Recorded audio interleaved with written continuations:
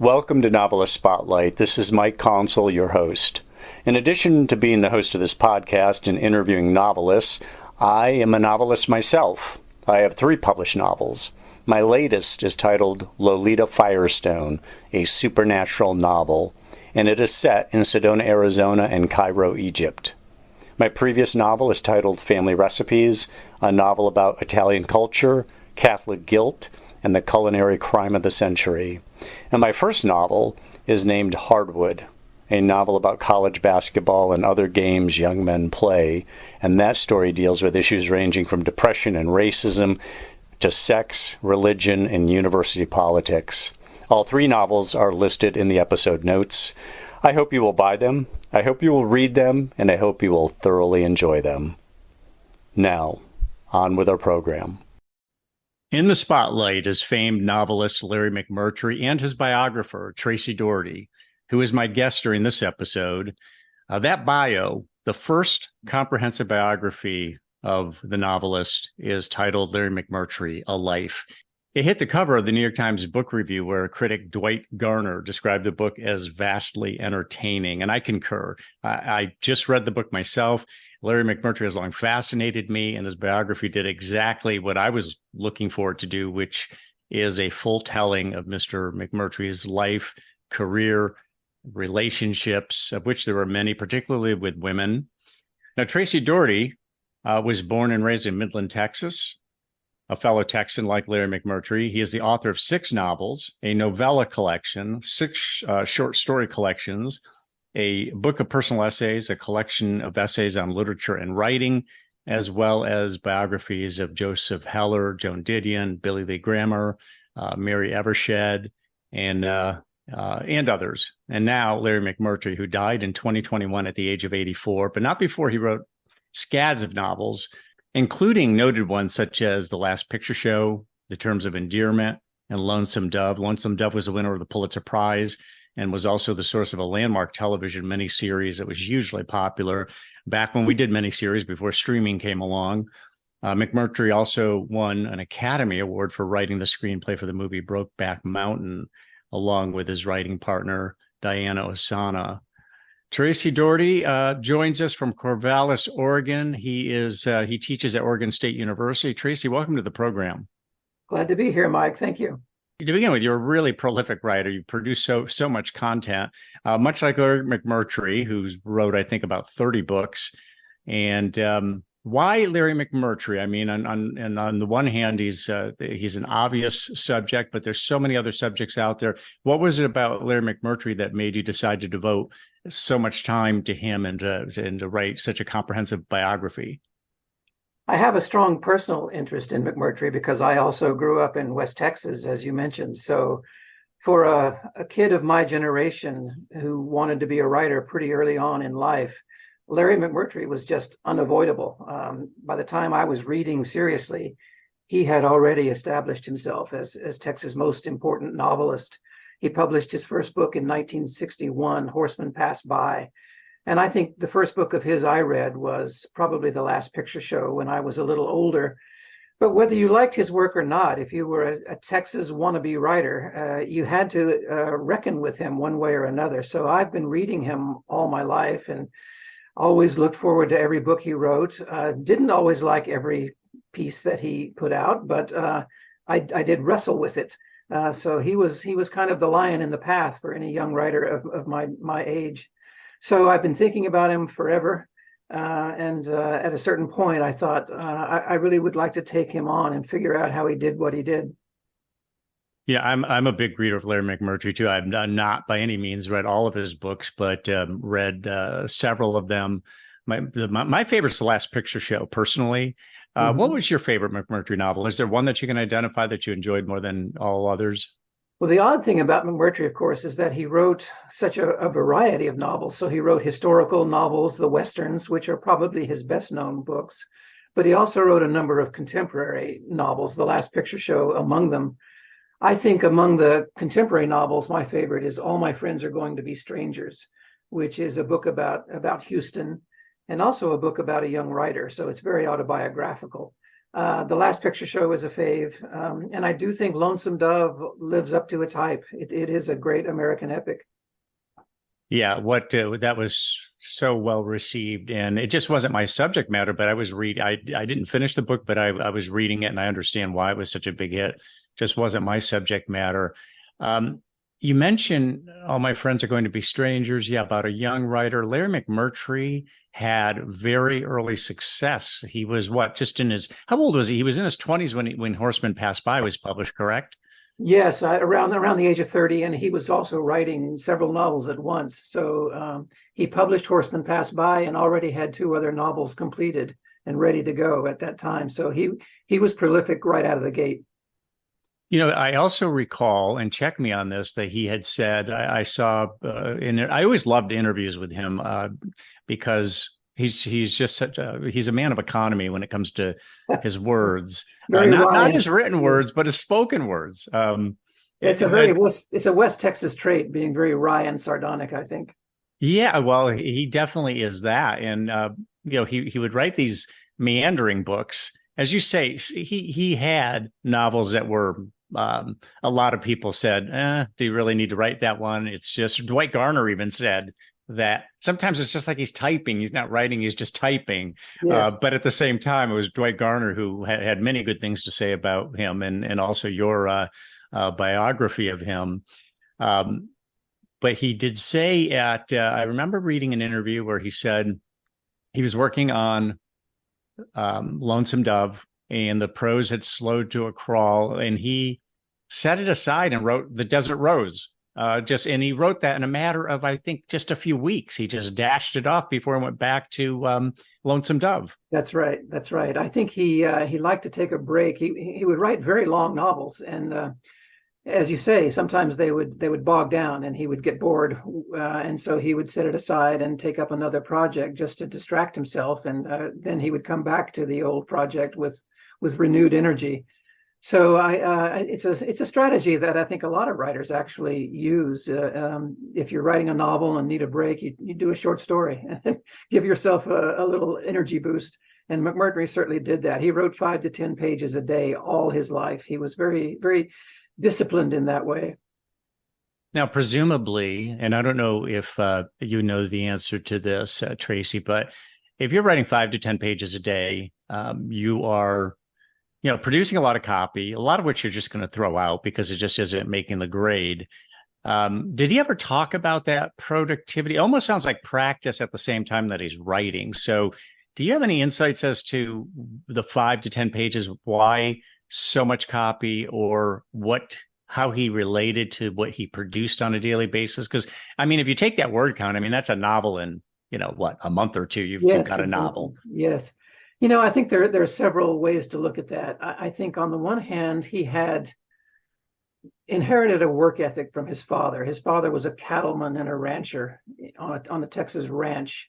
And I think McMurtry grew up with the idea of work being paramount, that you got up every morning and you did your chores.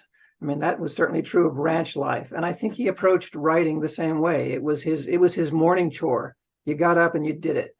And some days you won't feel like doing it. And some days you won't do such a good job because you're only half awake or whatever.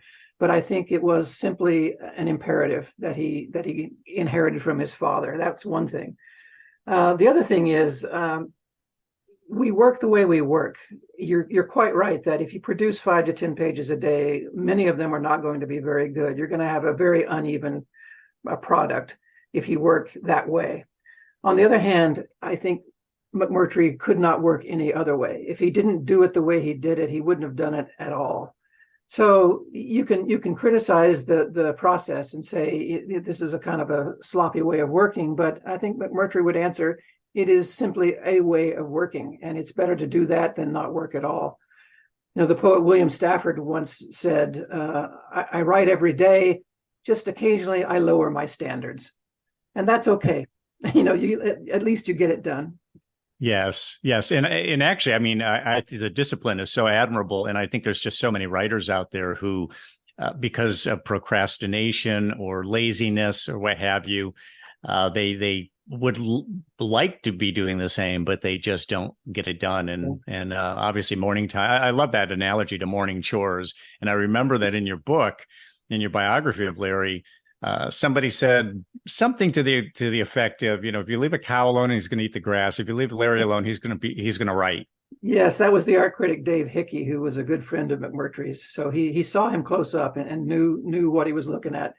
I'm sure writers who take themselves very, very seriously and think of themselves as artists with a capital A. And there's nothing at all wrong with that, with having a good literary ambition. But I think McMurtry was a different kind of creature. He didn't really see himself as an artist. I think he saw himself as a worker. He got up and he did his work. And if it turned out to be art, great. If it didn't, fine, you move on. Why was he successful so early, do you think? I mean, most people in their 20s, they don't even have the life experiences to really turn out a good novel. And his first one, Horseman Passed By, that was made into a movie, was it not? It was made into the movie HUD with Paul Newman, yes, which was a great success as a movie. And so why do you think he was successful so early? Do you think he just had that innate talent, or was there anything about his lifestyle or his work ethic? Obviously the work, I don't know if he was producing 5 to 10 pages a day even back then. Was that something he started in his early 20s? Well, he did start writing very early on in high school and all through college. So he had the advantage of growing up among oral storytellers. I mean, he had brothers and he had uncles and his father's brothers who were wonderful storytellers. And of course, they were telling stories of the old cattle drives, which became a lot of McMurtry's material. They just endlessly would sit around the ranch and tell these stories late into the night. And he absorbed all of that. He was also just a good observer. Many of his old high school friends who wound up being models for the characters in The Last Picture Show later were a bit resentful, saying that, we did all this stuff and Larry just sat around and took it all in and made a lot of money off it. McMurtry later said, that wasn't true, that, fiction writers invent things. They don't just write what they see in front of them, but he was a good observer. So he had those advantages. But I think his success as a writer really comes down to two things. He had a wonderful ear for dialogue because he had that experience of listening to storytellers. And he had a sense of character.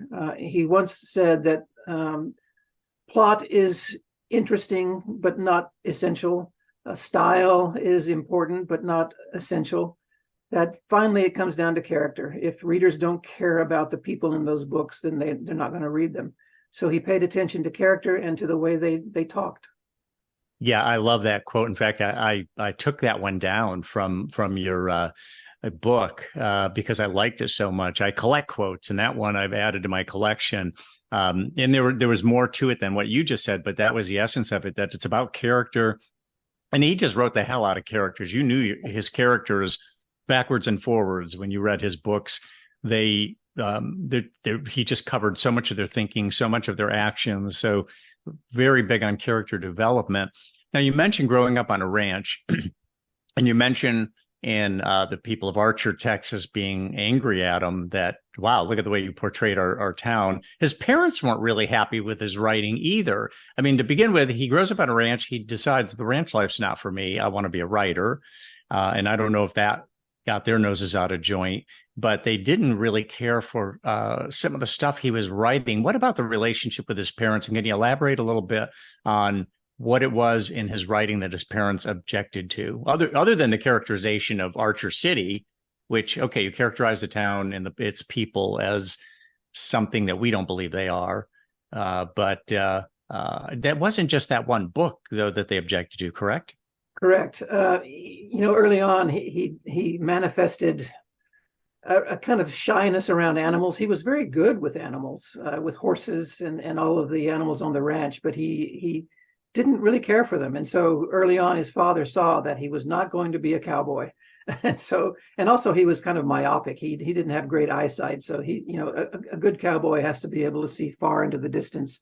So from a very early age, he disappointed his father, I think, that he wasn't going to grow up to be a good ranch hand. And then he turned to books. McMurtry said he never really remembered how he learned to read. It just seemed as though he always did read. And his father would look at him and say, well, what are you wasting your time for with all these books? So he was considered kind of an odd duck by his family. And then as he got older and got into his teens and got into puberty and adolescence, he found the atmosphere of Archer City very repressive, and the sort of sexual mores of the place really were oppressive for him. And plus, he went to school with the same people year after year after year. So boys and girls looking for models of who's attractive and how do I be attractive to the opposite sex, and how do you get into a relationship? All these things were very difficult. It felt sort of incestuous there in Archer City because there weren't too many choices to be made. So he found it very oppressive, and that became a major subject matter for him. He wrote about, sexuality and how do you grow up with a healthy sexual attitude in a very oppressive atmosphere. And of course, that material is what upset his parents and upset the town. They thought he was sex obsessed and that his work was too drenched in eroticism, which was just something you didn't talk about in West Texas. So that was kind of what got him in trouble with the town and with his family. And yet there was nothing really explicit about his writing. No, not at all. Not at all. It's just the fact that he would even raise the subject at all, which was just kind of a taboo subject. Yeah. In your book, Polly Platt, the American movie producer, you quote her as saying that Larry McMurtry was a mystery. He was the quote unquote unknowable man. And that's one of the reasons I was really anxious to read your biography of him, because he struck me that way too. I always wanted to know more about Larry, but he wouldn't reveal himself that much. In the interviews I would hear him in, whether in print or an audio interview, he was, again, taciturn. Do you feel that is Larry still an unknowable man to you, or do you feel like you got to the core of him and that he's now knowable to the readers of your biography? No, I think biographers can only penetrate so far into the psyches of their subjects. And I don't tend to take a psychological approach to my subjects. I think of biography as cultural history more than anything else. I think what we can look at is what was going on around McMurtry at the time, what was going on in the world, what sorts of forces and social pressures were happening that caused him to think the way he did and to write the way he did. But what was actually going on in the very center of his mind, I don't think I or anyone else can ever get there. So no, there's always an unknowable component to any biographical subject. And it's particularly true of McMurtry because I think the word you use, taciturn, is exactly right. Again, that's a West Texas trait. If you hang around any old West Texas men, of which I am one now, I'm becoming one myself, they're not very talkative. They'll sit around and talk about the weather and talk about how the animals are doing, but they won't talk about themselves, and certainly not emotional issues. It's just not something West Texas men tend to talk about. And McMurtry certainly had those traits. And yet he had a great desire to communicate, but his communication was in writing. He did it promiscuously, you might say, because some people just said, his supply, and this is right out of your biography, paraphrasing your biography, but his supply of writing exceeded the demand. There were times when it was like another McMurtry book, and does it really need to be this long? And was this one really a piece, the kind of piece of work that he should be producing? What about that? Plus the whole idea of, somebody had said, and I'm not sure if it was you, Tracy, or one of the sources in your book said, you take Larry's collection of novels in their totality, and that's really what it's about. Yes, you have the great ones and then you have the weak ones, but if you take it in its totality, it communicates something really significant. That's how I came to see his entire body of work, is that you have to read it as one long stream of narrative. If you look at any individual book, you can say, well, the plot's a little baggy, this story kind of meanders and doesn't end up anywhere. But if you connect that one book to all the other books, you start to see where it fits in a much longer river of story. And I think the historical novels and the contemporary novels come together in that way. In the Westerns, the old Westerns, he'll have figures that resemble Billy the Kid. And then you come up to a novel that's set in the 1960s or 1970s, and it'll be a contemporary character, but having the same traits as Billy the Kid. And you see, these generational changes are not so vastly different after all, that there is a through line between the Old West and contemporary West Texas. You can see how the society, continues to develop along certain lines. And so if you look at his whole body of work, and most people can't read 40 some odd books of McMurtry, but if you do that, you realize this is one vast history of a region, and it's remarkable in that sense. Mm-hmm. And I do want to make the point to our listeners that even though Polly Platt referred to him as an unknowable man, and even though Tracy Daugherty, my guest, says, you can't know him in his totality, the biography is just loaded with information, really interesting information. Like Dwight Garner said, vastly entertaining as well, and really mines his life and his style. And one of the things that you really bring to light, Tracy, is that he was really a rambling man. He liked to move around. He was in an automobile driving highways and byways of America, well, mostly the West. Talk about that a little bit. It almost seemed like he almost had a sort of physical attention deficit disorder where he needed to be on the move. Yeah, and I do think, and this kind of contradicts what I said a few seconds ago, that you can't really get into the psychology of a person, but I do think maybe this does go back to his childhood in the sense that on the ranch, he felt a bit of a misfit. He wasn't going to be a cowboy. He didn't really, his reading habits separated him from everyone around him. So I think he grew up feeling that he didn't know where he belonged. And as an adult, this translated into his rambling ways. He, as you say, he would crisscross the country in automobiles just all the time, and he would even write as he drove. He'd be writing in his head, and then he would settle down into a motel room somewhere and write it out.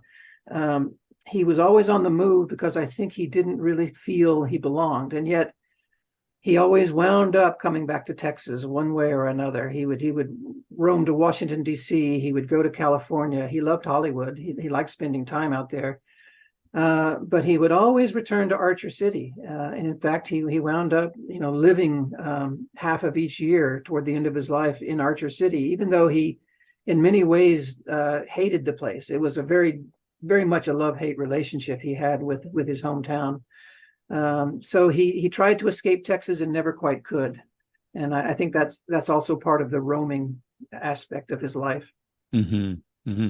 So one of the things I found interesting is that he knew he wanted to be a novelist in his 20s. He had early success. Horseman Passed By is made into a movie. Leaving Cheyenne was also was a second book. Is that right? And that was also made into a movie, right? It was made into a very bad movie called Loving Molly. And then his third one, Last Picture Show? Yes. And that was made into a movie. So his first three novels are made into movies of varying quality. Last Picture Show was a good one and launched careers for some people. But here he has this early success, and then he had a crisis of confidence in his 30s. What was that about? Yes, and this is detailed in All My Friends Are Going to Be Strangers, which, as I said earlier, is very autobiographical. It's about a young writer who really loses faith in writing. And I think this is McMurtry's fifth book. And around that time, again, his early 30s, I think he had come to feel several things, one of which was that he had exhausted his material. In all those early books, he's writing about the death of the Old West.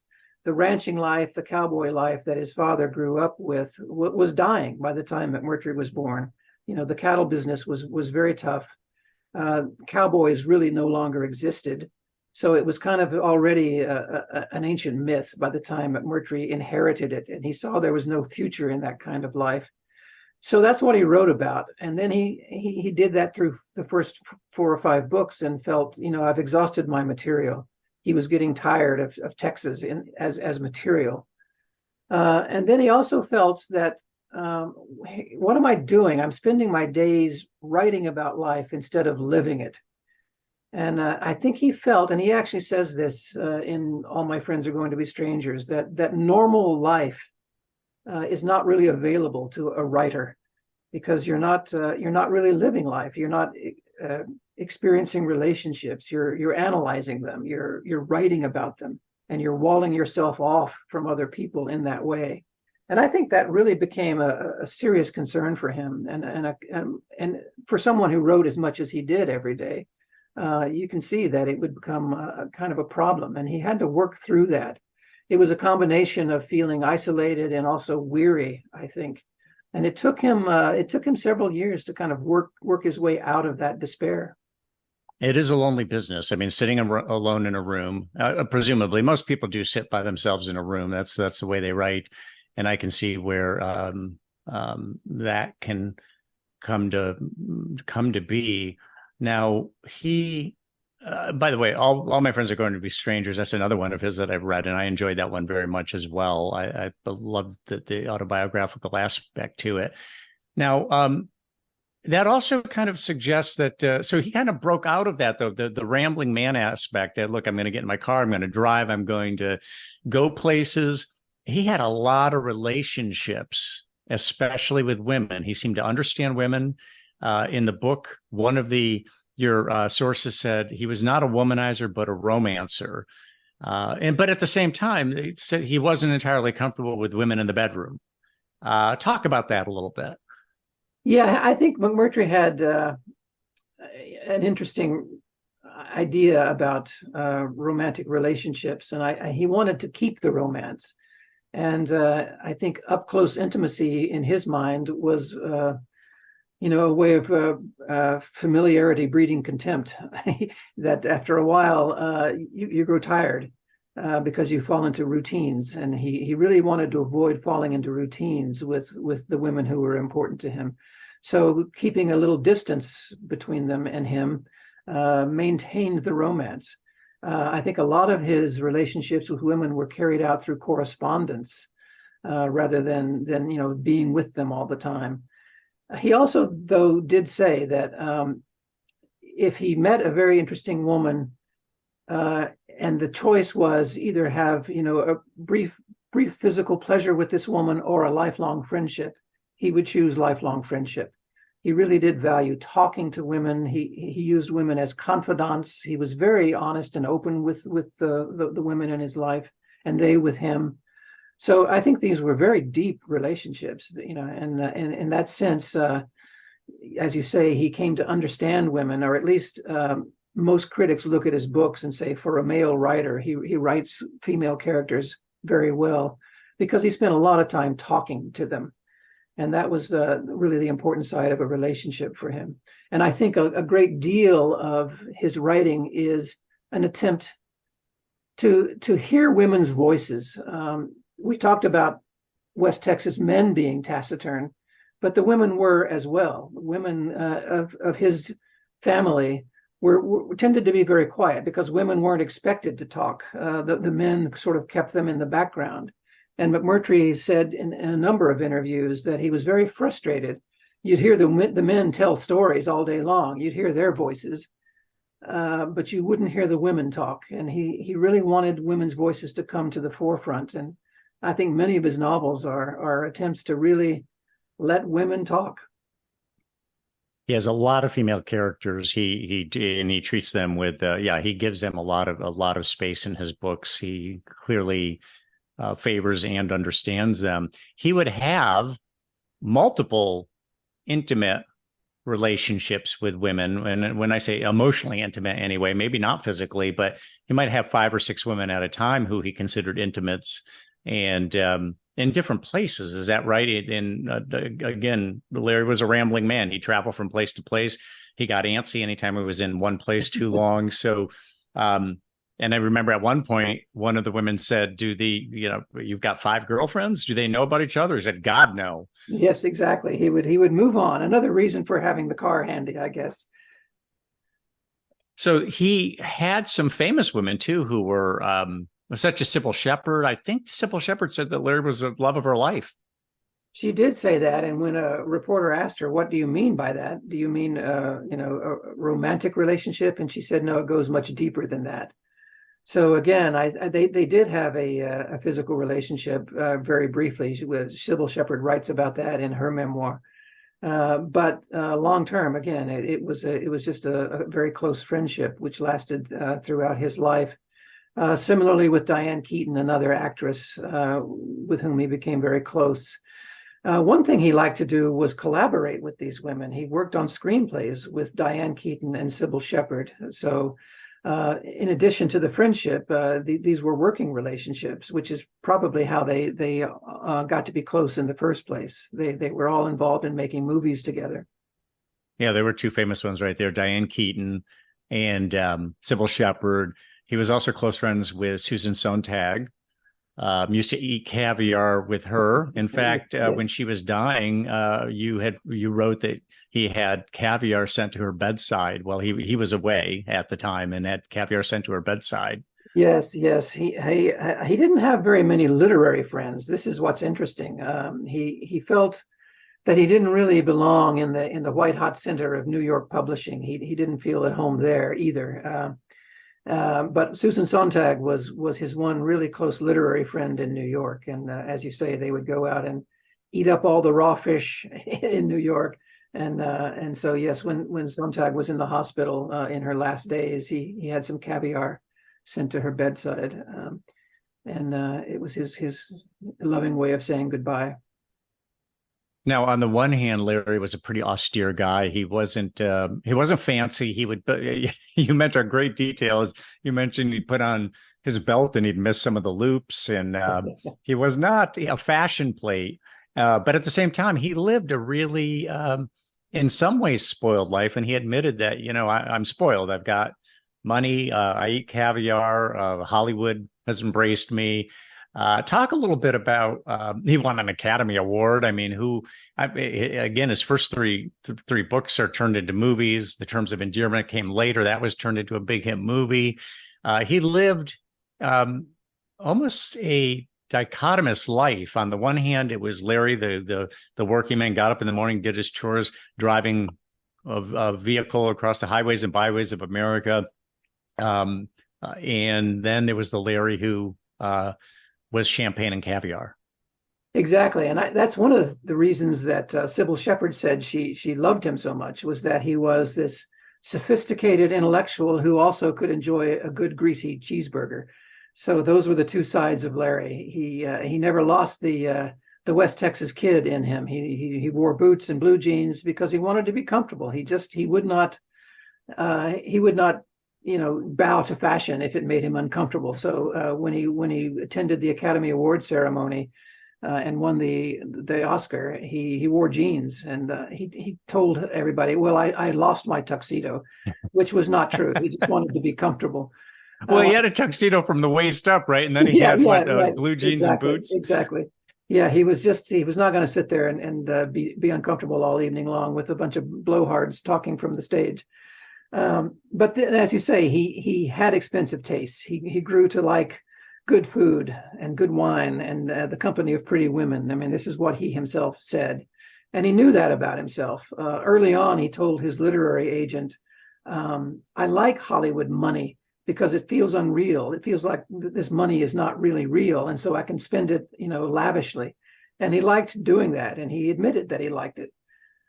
Which is one thing that's very charming about McMurtry. I think he's an incredibly honest person. We've talked about how he withholds a lot. You can't get too close to him. He's not going to tell you things he doesn't want you to know. But on the other hand, there is such an honest quality to his writing. When he has a flaw, like he has expensive tastes, he'll admit it. When he feels that he's not leading a normal life and that there's something wrong with being a writer, he'll admit it. So there are these openings in his work that lead you to feel that you are getting a glimpse of him, and it's a charming honesty. But again, that was part of his contradictory character. And when I would read his books, I always felt there was a certain kind of an underlying sadness. And then when I read your biography, It sounded like Larry had the blues a lot of the time. He suffered from melancholia. Did he?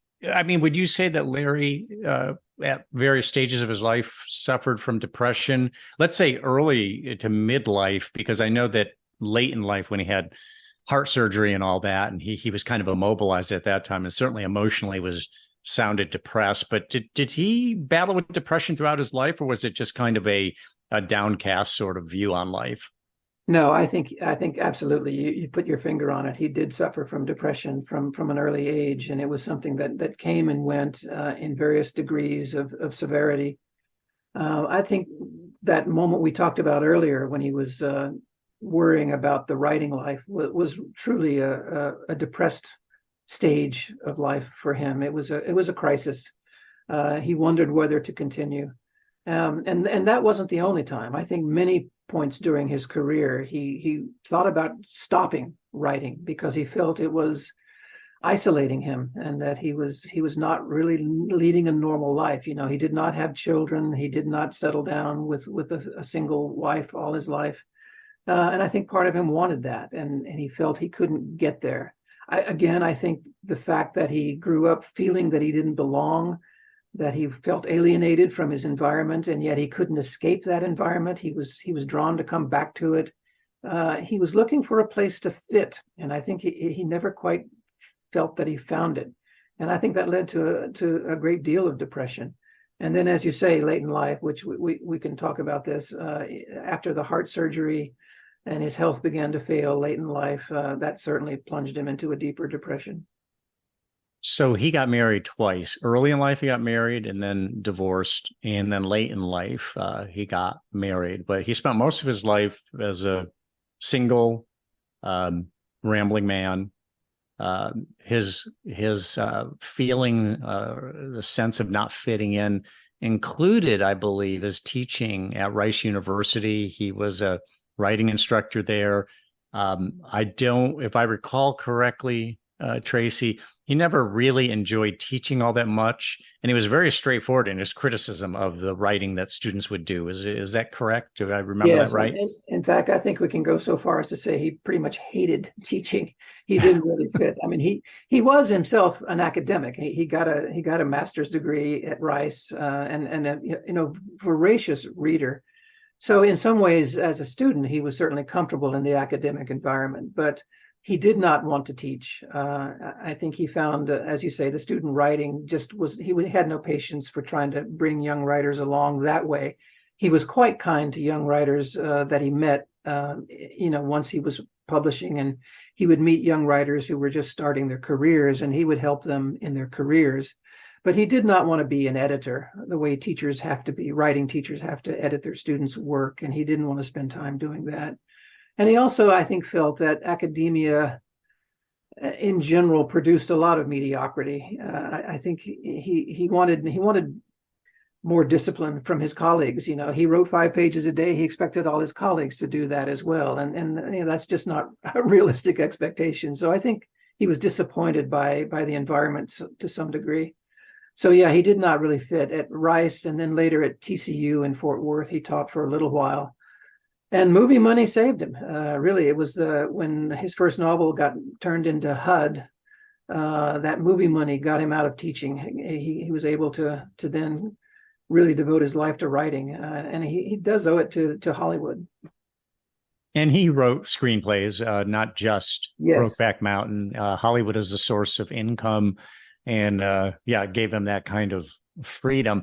Now, when he had that crisis of confidence in his 30s, do you think that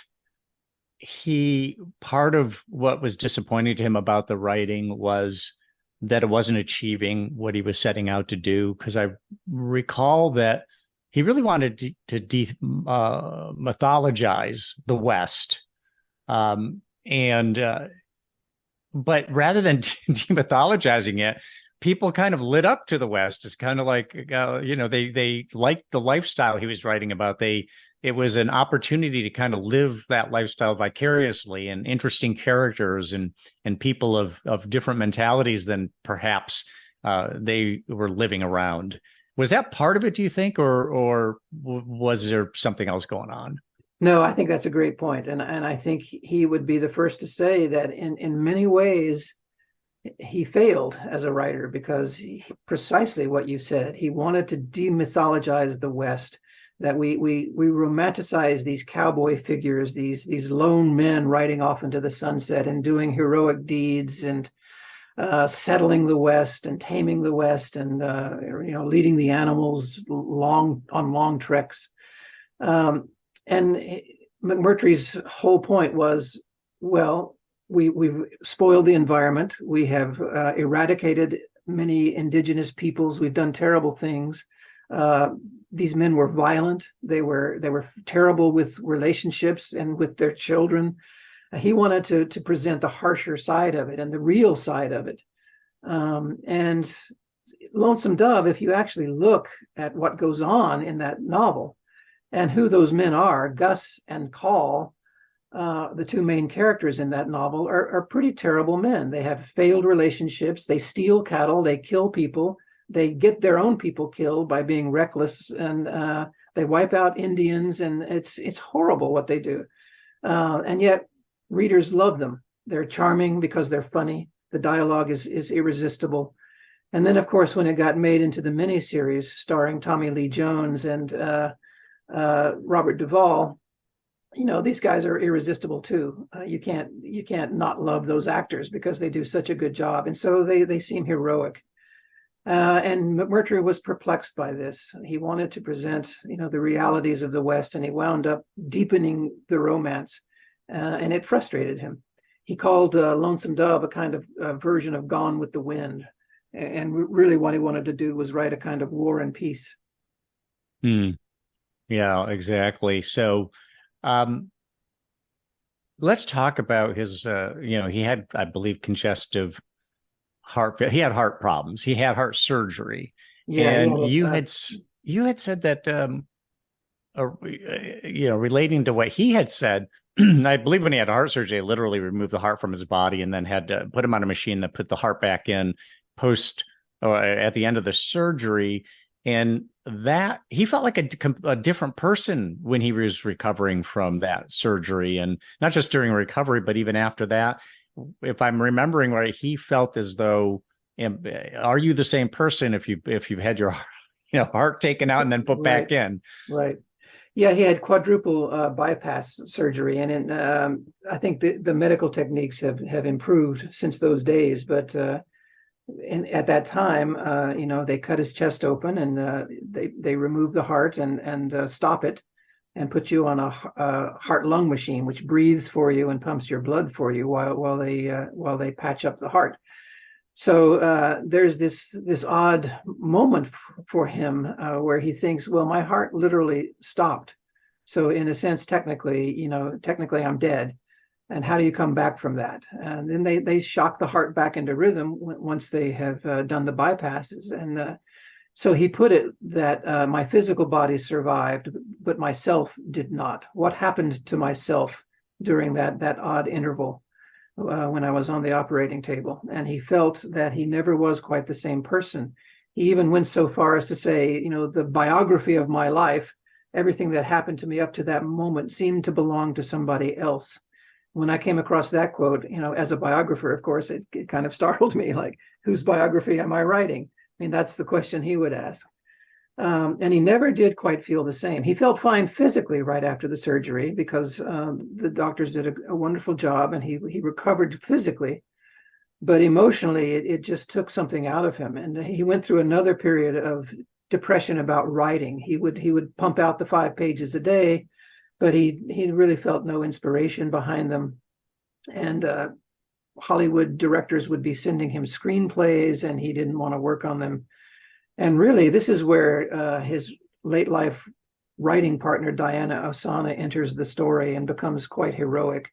She was a legal assistant in Tucson that he had met her. And she had the writing experience from being a legal assistant. And he kind of turned to her as a writing partner to help him first type and then actually write screenplays. And she really nurtured him back to health and back to life, both by being there for him and letting him, move into her house and taking care of him quite literally day by day, but also writing with him and helping him get back into that process. And she really saved him, I think. Now, I believe Larry said, I basically spent a year just lying on the sofa and thinking. And I believe it was that period and lacking the inspiration. Diane Osana comes along, and I believe she was the one who conveyed to him the idea about writing a novel about Pretty Boy Floyd. Yes, exactly. Is that right?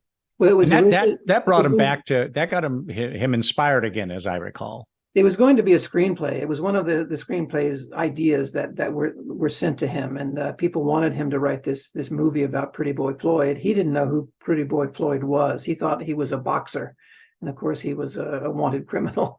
And Osana saw that he was going to turn this down, and it would be one more missed opportunity for him to come back to life.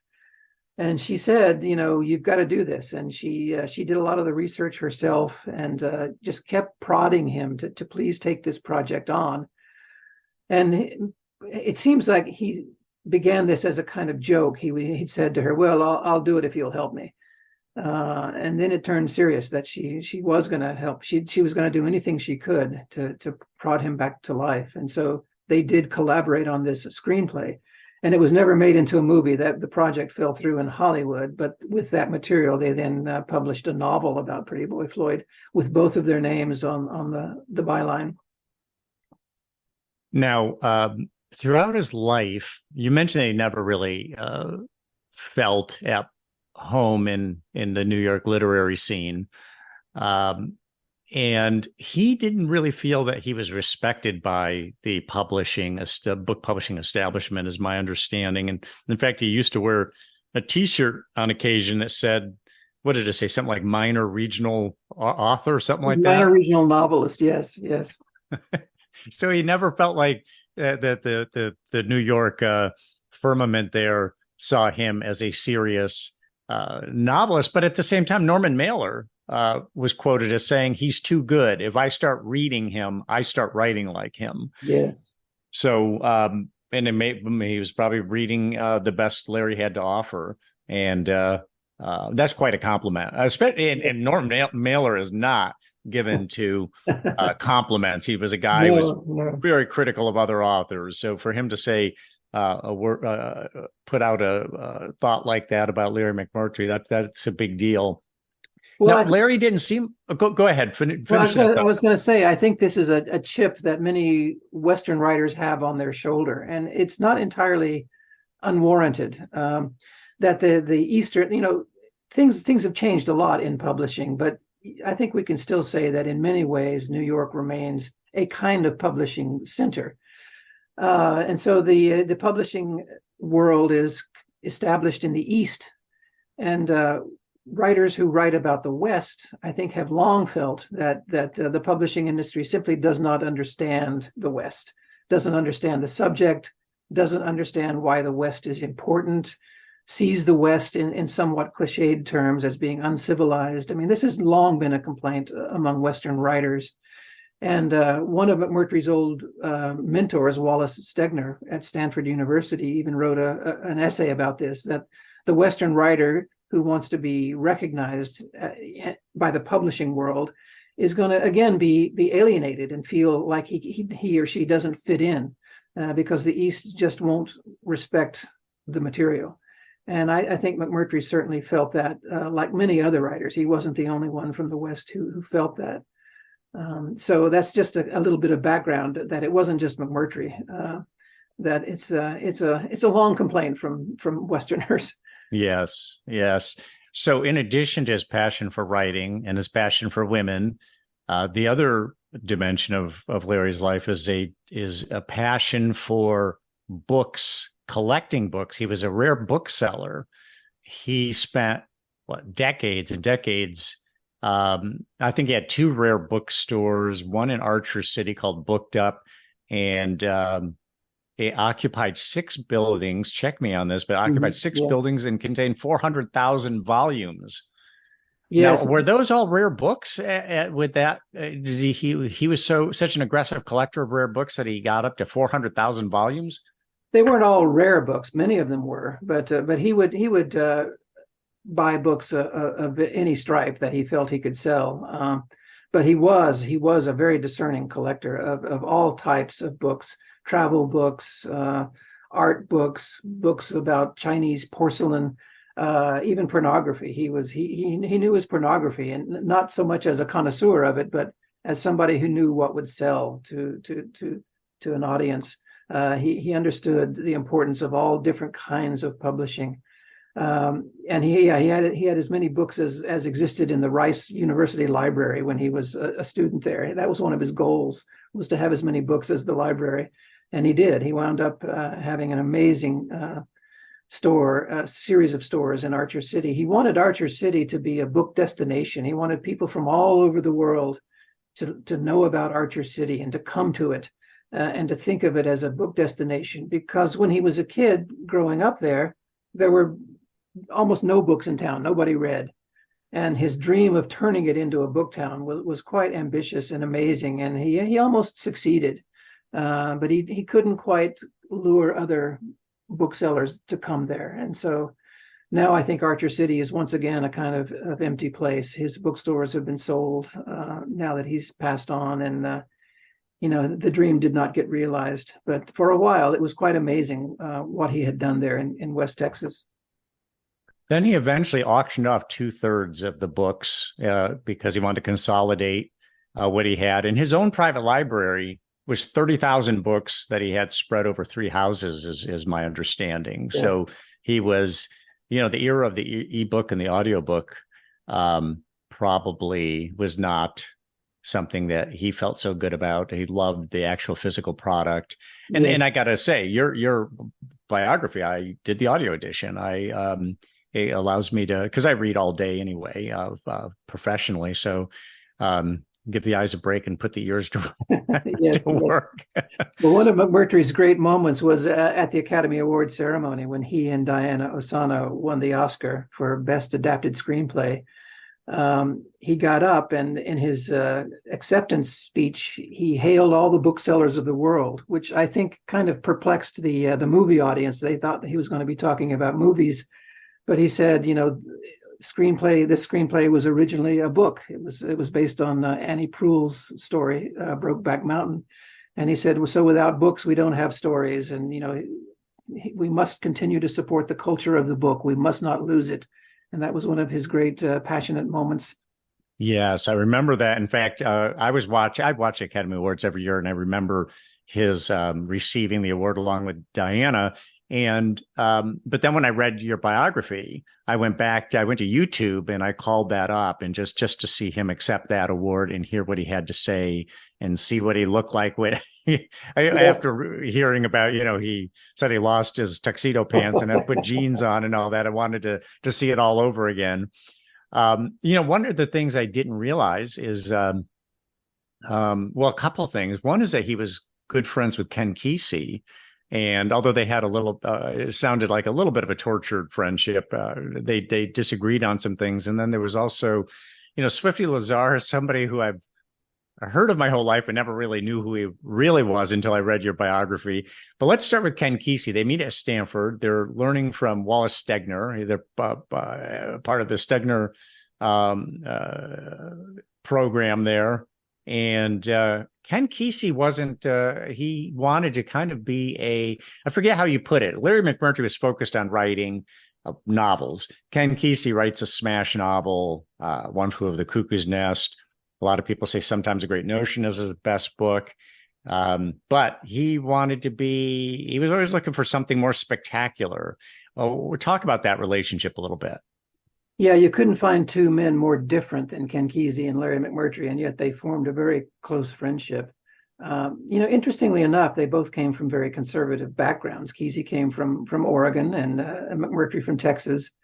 But as one of their friends at that time at Stanford put it, this was the boring Eisenhower 50s, and we were ready for something more exciting. And Kesey led that charge. He really wanted to be kind of the head jester at the center of the court. And McMurtry was much more retiring and shy. He didn't need a lot of public attention, but Kesey craved public attention. and he thought writing was one way to do it. And McMurtry thought that Kesey was the most gifted writer he had ever seen. And in letters to Kesey, he would say, you're one of the best writers. You can actually change American literature, but you've got to keep at it. You can't quit now. You've only done a couple of books. You've got to keep going because you haven't done enough. And Kesey essentially quit. He did write a little bit after those first two novels, but he then turned to happenings, the high 1960s and the acid tests and LSD and the magic bus. And so Kesey wanted to create spectacles rather than write. And McMurtry really felt saddened by that because he thought Kesey was a great wasted talent. So Ken Kesey was one of the merry pranksters. In fact, I think he may have instigated the whole thing. The bus driving around the country. That became what Tom Wolfe called the electric Kool-Aid acid test. His landmark book on the subject. Now, did Larry spend any time on that bus? No, but the bus did come visit Larry. Larry had moved to Houston and was writing and teaching at Rice University, and he had become a young father. His son James had been born. And so Larry was living in a very quiet, rather conservative neighborhood in Houston, Texas, and Kesey decides to go across the country on the magic bus, which was painted up in psychedelic colors, and they're all flying high on LSD. And they pull into Houston. And the great story, of course, is that one of the women on the bus who was tripping on acid at the time gets off unclothed and sees McMurtry holding his young son, an infant, in his arms, and she grabs the baby and thinks it's her own child. And McMurtry is saying, ma'am, please, the baby's crying, please, please. And so there's this clash of cultures right there in a quiet Houston neighborhood. Now, that child is James McMurtry, his one and only child, and who has become a successful musician. Yes, James is a terrific songwriter and singer. If people don't know his music, they need to go find it. He inherited his father's storytelling abilities because his lyrics are just amazing. They're very complicated. They're little mini novels in themselves. What about Swifty Lazar? He came into Larry's life how? I mean, give a little bit of the background on Swifty. I think he went from movies to books or being a literary agent, I believe. It was sad. I believe his wife died and his life was never the same. He had lost the love of his life and he seemed to have fallen into the blues as well. What role did Swifty play in Larry's life? Well, Larry had a long-time literary agent, a woman named Dorothea Oppenheimer. And she didn't have a lot of clients in her life. Her two most famous clients were Larry McMurtry and Ernest Gaines. But she was very devoted, more than most literary agents. I think she saw her job as being more than just a professional obligation. She got personally involved in her authors' lives and would do anything for them. So she nurtured McMurtry's career for many, many years. But then she passed on around the time that McMurtry was shopping Lonesome Dove around. So he was about to hit his biggest success after decades, and his agent was dying. And at that point, Swifty Lazar swooped in and took over because he saw an opportunity with McMurtry. Swifty got his name Swifty because he was always making deals. He would make dozens of deals a day with actors and with authors. So I think it was Humphrey Bogart who gave him the name Swifty. That he'd make 3 deals in an hour on his behalf. And the other story about him was that everybody has 2 agents. They have their own agent, and then they have Swifty Lazar, because Swifty would take over and make deals for people, even though they weren't really his clients. It was his way of getting them to become his clients. He would call them up and say, "Look, I just made a deal on your behalf." And they'd say, "What? Who are you? I'm not your client." And he would say, "No, I just made this deal for you." So he was really a wheeler and a dealer, and he saw a chance with McMurtry. I think he surmised that Lonesome Dove was going to be a big hit, and so he just moved in and took over and sold that book. Another interesting thing that you mentioned about Larry is that he always wrote on a typewriter. He never actually owned a computer or a laptop. It was always a typewriter. Was that? Did he just not like technology? Did he just feel that there was a rhythm to the typewriter that worked better for him? Yeah, exactly. I think he it's what he got used to, and he didn't want to change. He was, as the 5 to 10 pages a day would suggest, he was a man of routine. And I think, again, this goes back to his notion of work. I think the idea of pounding out, words key by key on that manual typewriter probably felt more like physical work to him than working on a slick computer keyboard. I think anything that smacked of physical work was welcome to him, and I think the typewriter gave him that sense. He loved Fritos, Dr. Pepper, peanut patties, chocolate Hershey bars, which he put on the dashboard of his car, let it soften up, and then just lick it right out of the wrapper. Yeah. But on the other hand, he would be at Swifty Lazar's fabled Oscar night parties. So again, that dichotomy of the guy with he's kind of austere, hardworking, simple tastes, but also had a taste for the sublime. Yeah, and I think we can translate those contradictory traits into the writing itself. I mean, if you think about McMurtry's work, what's unique about him is that he is both a literary writer. His books are taken seriously by literary critics, but he was also a popular writer. He wrote numerous bestsellers. So you can't think of too many people since Charles Dickens' day, I think, who straddle those lines between serious literary work and very popular commercial work. And McMurtry does both. And I really can't think of too many writers who straddle that gap. And it's the same kind of thing, from caviar to Hershey bars, from the Pulitzer Prize to best-selling movie adaptations. It's an unusual combination. Dwight Garner was saying about your biography that it reads a bit like one of McMurtry's novels. Elegy and humor bleed into each other. He also said that there were passages in there where you got folksy. Do you try to, because you've written other biographies of writers, did you try to kind of reflect Larry's mentality, his language, his phraseology, or was that just because you're a Texan yourself? Was it just a natural byproduct of how you write? Yeah, I think that's my style anyway, just because I'm from the same place McMurtry is. But I will say that when I'm writing a biography, I certainly don't want to fall into the trap of imitating the voice of the person I'm writing about. But I do think it's important to convey not just information about a subject, but a sense of the rhythm and the texture of a writer. So I do try to, without falling into imitation, I do try to convey a bit of the rhythm of what it might be like to read this writer. I think writers' voices are so unique and are so personal and very much a part of where they come from. So I think texture and rhythm are important aspects to convey in a biography as well.